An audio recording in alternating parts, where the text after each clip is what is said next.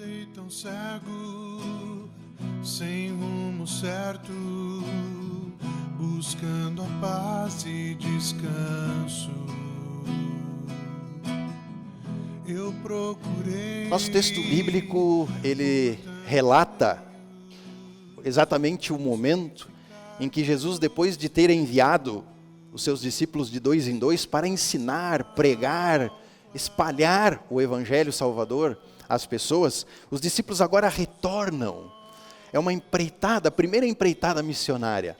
E eles prestam, logicamente, um relatório a Jesus. Eles estão animados com tudo que eles presenciaram e com tudo que podiam fazer pelo poder que Jesus tinha relegado a eles. E acontece uma situação interessante.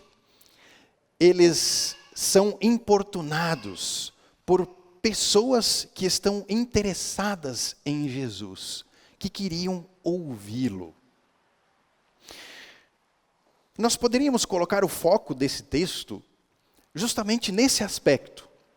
Primeiro, que Jesus, ele está muito ligado no que acontece conosco. Quando estamos exaustos, né? Nós podemos recorrer a Ele e Ele nos dá descanso.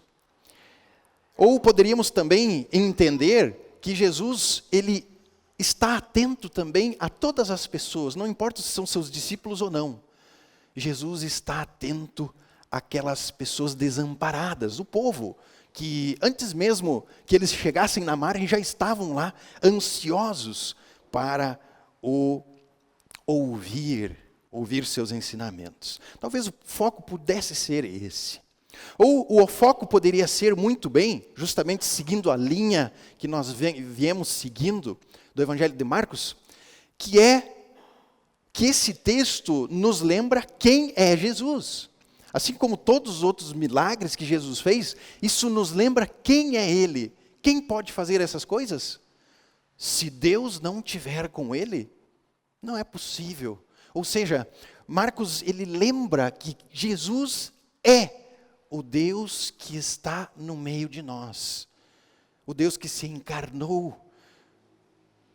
O Evangelho de João, no capítulo 1, nos lembra disso. O Verbo se fez carne e habitou entre nós. Então, o foco, de repente, poderia ser justamente o poder de Jesus. Mas eu gostaria de hoje refletir sobre alguns detalhes que nos levam a pensar sobre como esse poder de Jesus, reconhecido pelas pessoas, foi importante.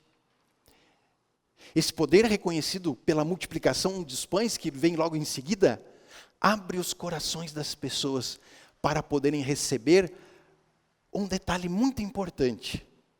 Jesus agora ensinava aquelas pessoas.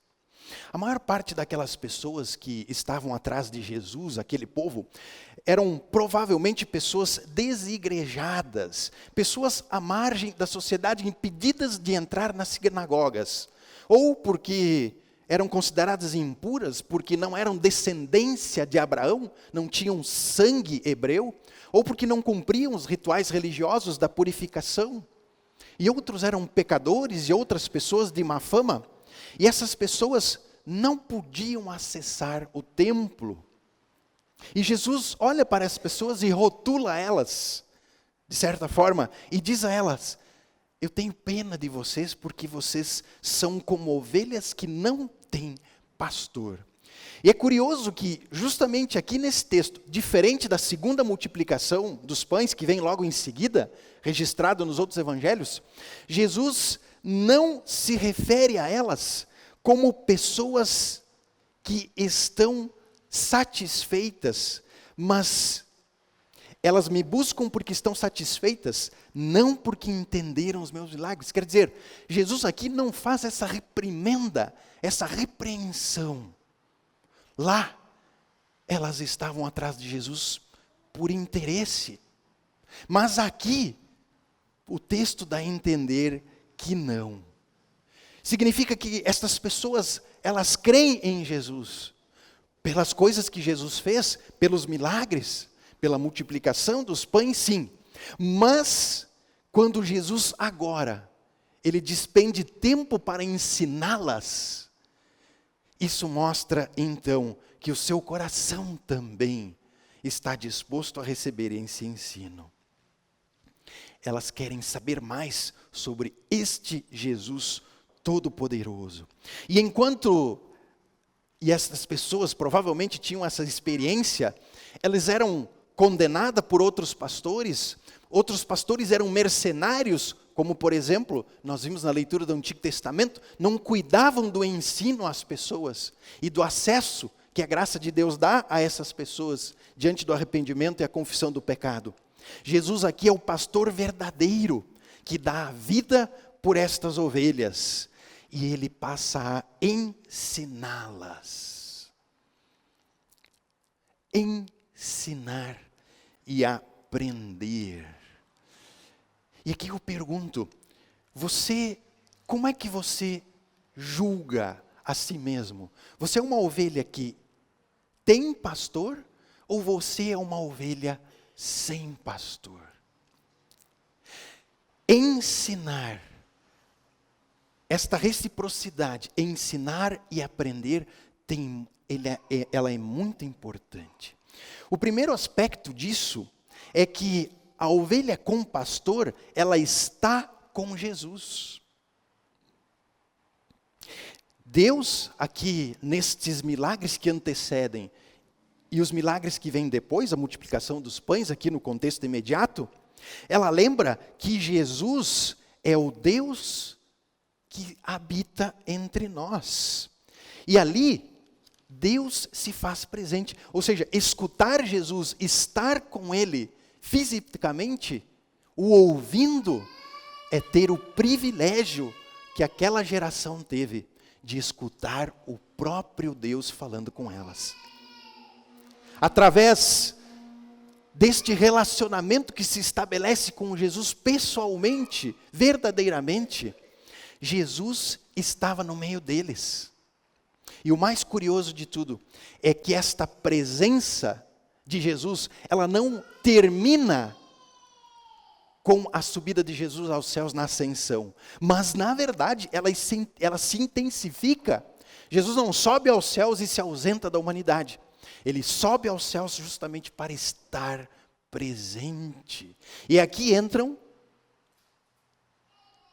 o poder que Jesus dá à palavra falada, de que os pecados estão perdoados, como nós escutamos agorinha na absolvição dos pecados. Quando Jesus pega a água e coloca o poder na água, sua palavra, e as pessoas são batizadas. Quando ele pega o pão e diz, isto é o meu corpo, pega o vinho e diz, isto é o meu sangue, o sangue da nova aliança. Quer dizer, a nova aliança agora ela é estabelecida pelo que Deus oferece, pelo que nos é dado, pelo que nos é ofertado. Não por algo que nós fazemos ou uma descendência. Portanto, é preciso receber. É uma graça que se recebe. E nós nos apegamos como alguém que está doente e está muito interessado no remédio. E é por isso que Jesus diz, eis que estou convosco todos os dias. Porque justamente os sacramentos, eles permitem que possamos estar na presença de Jesus todos os dias. E Jesus também diz em Mateus 18:20, onde 2 ou 3 estiverem reunidos em meu nome, ali estarei no meio deles. Quer dizer, onde a palavra de Deus, onde o nome de Deus é ligado às coisas que Ele prometeu, nós temos o que Ele prometeu, a sua presença. E essa presença diz respeito, então, à nossa vida de espiritualidade. Ela é uma espiritualidade receptiva. Nós recebemos. E nós vemos que, biblicamente, ela se estabelece de duas maneiras. Em uma dimensão pública e outra privada. A espiritualidade pública, ela diz respeito justamente, agora a gente pode retornar ao Antigo Testamento, quando Deus estabelece, por exemplo, as 3 grandes festas, o Pentecostes, a Páscoa, a festa das barracas, né? As 3 principais festas religiosas, em que o povo saía do lugar onde estava, ia até Jerusalém, e lá, então, existia uma semana de culto a Deus. Era realmente uma grande festa. E a noção que os israelitas, que o povo de Israel tinha a respeito disso, era que realmente Deus estava lá. E nós estamos indo para ver Deus, para ter um encontro com Deus. Depois disso, Deus estabelece também, pelos mandamentos no Monte Sinai, uma outra dimensão pública. Através do 3º mandamento, ele ordena que se reúnam então, que as pessoas tenham um dia para se reunir. Aqui é outra dimensão pública, onde através desses momentos, as pessoas estariam num momento, em um local, onde poderiam receber, onde a sua espiritualidade poderia ser vivificada através das coisas que Deus está oferecendo ao povo, a sua palavra. E assim, Deus institui o sábado, um tempo de parada na semana, mas um tempo para também receber. E em Deuteronômio capítulo 6, versos 4 a 9, nós percebemos que Deus também institui um outro momento, agora numa dimensão privada, que é a devoção diária. Ela também é conhecida no Antigo Testamento como Shema. Ou seja, o Shema era uma confissão de fé sobre quem é este Deus e o que ele fez por mim. E o Shema era recitado de manhã e à tardinha. E todo o povo de Israel, todo judeu, ele então, ao levantar, recitava essas palavras. E ao deitar, ou à tardinha, ele também recitava estas palavras. E assim, o Shema, por exemplo, ele iniciava: escute Israel, o Senhor Deus é o único Senhor. E assim, a espiritualidade do povo de Israel era governada pelo ouvir a palavra de Deus, o que ele havia feito, o amor de Deus pelas pessoas. E isso era decisivo para a espiritualidade do povo, ou seja, para receber o que Deus queria dar ao seu povo. E nós vemos que, passando agora para os evangelhos, que Jesus se destaca também por essas características. Os evangelhos nos testemunham que Jesus orava nas manhãs, ele também orava à noite. E também ele disse aos seus discípulos para que orassem sempre, sem desistirem, Lucas capítulo 15, verso 31. E essa se tornou uma prática entre os apóstolos após a ascensão de Jesus. Aconteça o que acontecer, faça chuva ou faça sol, eles se reuniam e recitavam o Shema. Mais tarde, já na era apostólica, né, e também na igreja primitiva, e o apóstolo Paulo nos lembra isso, que eles oravam sem cessar, eles oravam todo o tempo. E o Shema passou a ser substituído pelo Pai Nosso e pelas confissões de fé e algumas orações. Além, depois foram acrescentadas algumas leituras do saltério e uma parte da palavra de Deus. Ou seja, era um momento especial de receptividade. Isso é espiritualidade, segundo o texto bíblico. Passaram-se os séculos. No século XVI, Lutero cuida de uma congregação. E ele percebe que nessa congregação as pessoas não vinham se confessar. E era uma prática ordenada. E por que não vinham se confessar? Porque não era mais necessário. Eles tinham agora as indulgências. Ou seja, eles já haviam adquirido o perdão mediante um pagamento. Então eles não precisavam mais receber. A espiritualidade passou a ser um mecanismo de negócios. E eles já não iam à igreja para receber. E Lutero percebeu que esta prática, portanto, do Shema, ou das orações diárias da igreja primitiva, ela não teve continuidade durante os anos até o século XVI. E isso causou uma deficiência muito séria entre o povo de Deus. Porque o povo, ele foi desconectado do culto. Ele foi desconectado das orações anuais e das festas anuais da igreja. A Páscoa, a ressurreição, aqui já, né? A ressurreição de Cristo, Pentecostes, né? As grandes festas da igreja. E é por isso que Lutero também, entre outros objetivos, ele também resume as verdades bíblicas no Catecismo Menor, para que os pais, eles pudessem então passar aos seus filhos uma espiritualidade. E a partir desse momento, Lutero também, ele acrescentou vamos dizer assim, uma adaptação do Shema. Ele dizia então e acrescentou um livrinho onde ele instruía as pessoas a sua vida espiritual. Ele incluiu então nessa devoção de manhã e à tardinha uma invocação seguida do sinal da cruz, o credo apostólico e a oração do Pai Nosso, seguida de algumas orações. E com esta estrutura que as pessoas elas podiam fazer e deviam fazer de manhã, assim que acordassem, e ao anoitecer, elas estariam então recebendo também de Deus o que Deus tem para dar. E não só isso, Lutero, de forma espetacular, ele desta forma faz a ligação entre a vida diária e o culto.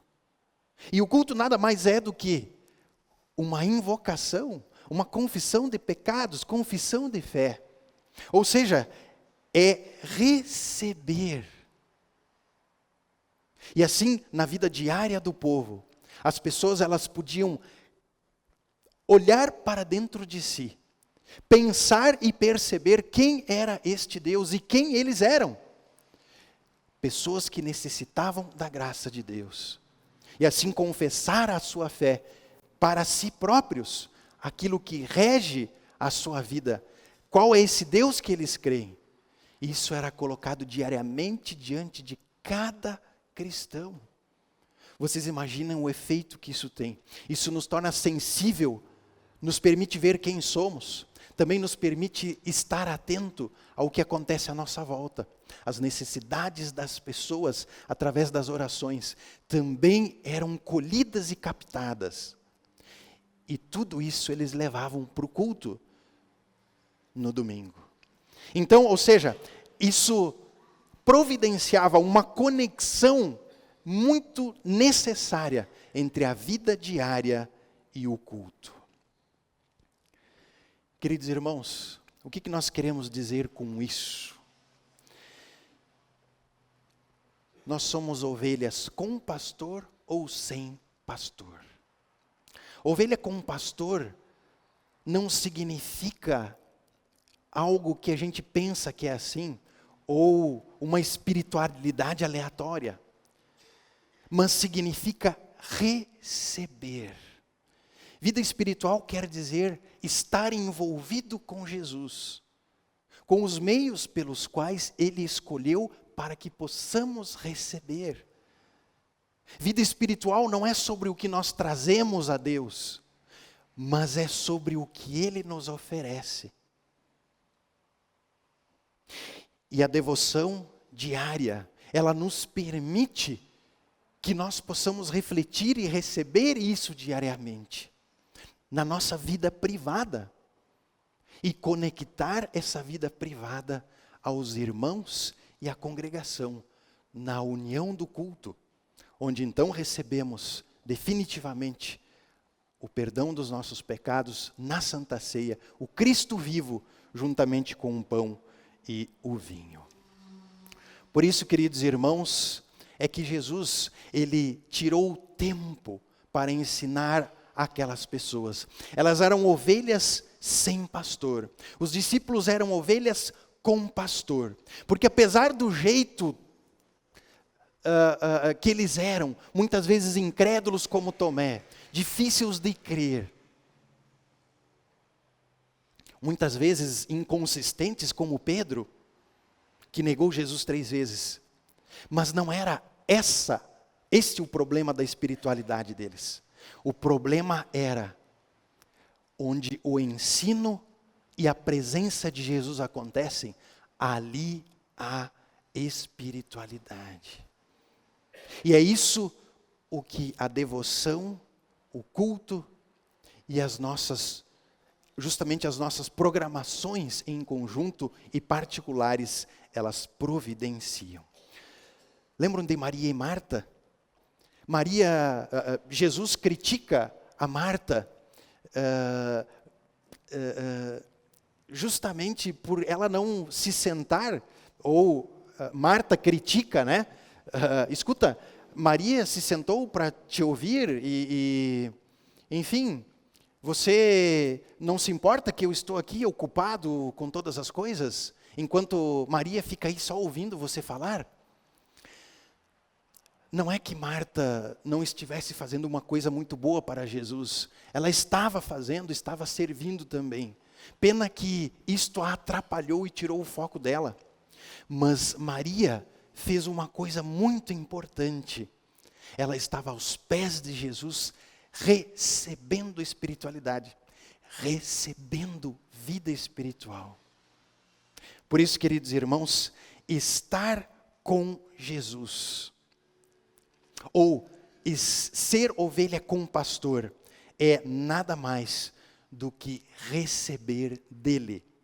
E nós recebemos isso diariamente, pelas nossas devoções, pela nossa presença com a palavra de Deus, de forma particular, na nossa meditação. Recebemos isso no fórum público, quando estamos em culto, justamente porque os sacramentos estão ali. E assim nós podemos ser ovelhas com um pastor, onde a fé é preservada, onde a vida de arrependimento, ela é uma realidade da nossa vida, e a esperança da vida eterna é constante. Que Deus abençoe, queridos irmãos, para que possamos, e que Deus nos dê muitos desses momentos de receber. Amém. E ao olhar para a cruz eu entendo o amor derramado ali por mim. Sacrifício de sangue por um pecador. Não sou merecedor, tua graça me alcançou.